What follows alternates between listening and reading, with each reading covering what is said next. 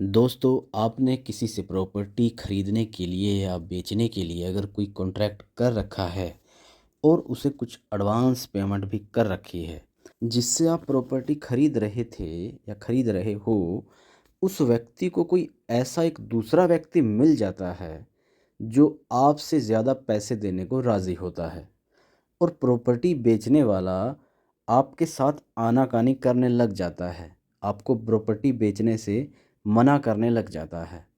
तो बिल्कुल रिलैक्स हो जाइए, कानून आपके साथ देगा। ये जानने के लिए इस वीडियो को अंत तक ज़रूर देखें। मैं उम्मीद करता हूँ आप सारे स्वस्थ होंगे और मस्त होंगे। वीडियो को स्किप ना कीजिए, कोई ऐसी जानकारी आपसे मिस ना हो जाए, कहीं वो ही जानकारी बहुत ज़रूरी हो।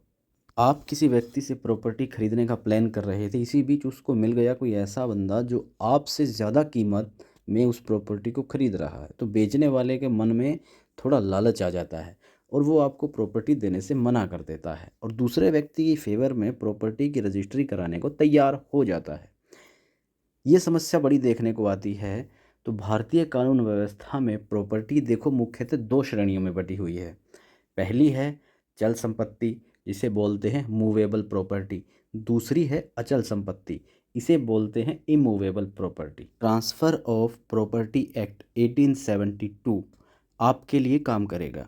ये सबसे पुराने कानूनों में से एक है।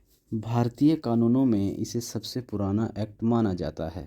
ये कानून लोगों द्वारा किए जाने वाले प्रॉपर्टी ट्रांसफ़र पर भी लागू होता है, जैसे सेल, लीज, मॉर्गेज, गिफ्ट, नीलामी आदि। लेकिन कानून के तहत अपने आप होने वाले प्रॉपर्टी ट्रांसफ़र पर ये लागू नहीं होता, जैसे कि विरासत, वसीयत, जब्ती, दिवालियापन इत्यादि। जब आप प्रॉपर्टी खरीद रहे हैं तो कुछ नियम व शर्तों का आपको ध्यान रखना है। सबसे पहले तो जो कॉन्ट्रैक्ट है वो वैध होना चाहिए, कानून द्वारा पोषणीय होना चाहिए।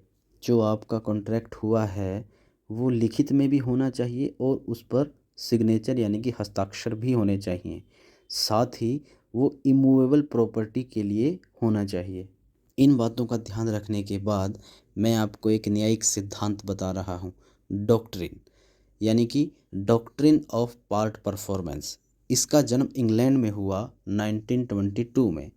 अब इसे जो ट्रांसफ़र ऑफ प्रॉपर्टी एक्ट है उसमें संशोधन करके इसे सेक्शन 53 ए में जोड़ दिया गया है। अब ये पूरी तरह भारत में लागू है, जो आपके काम आएगा। इस कानूनी प्रावधान के तहत आप अपनी उस प्रॉपर्टी पर कब्जा ले सकते हैं।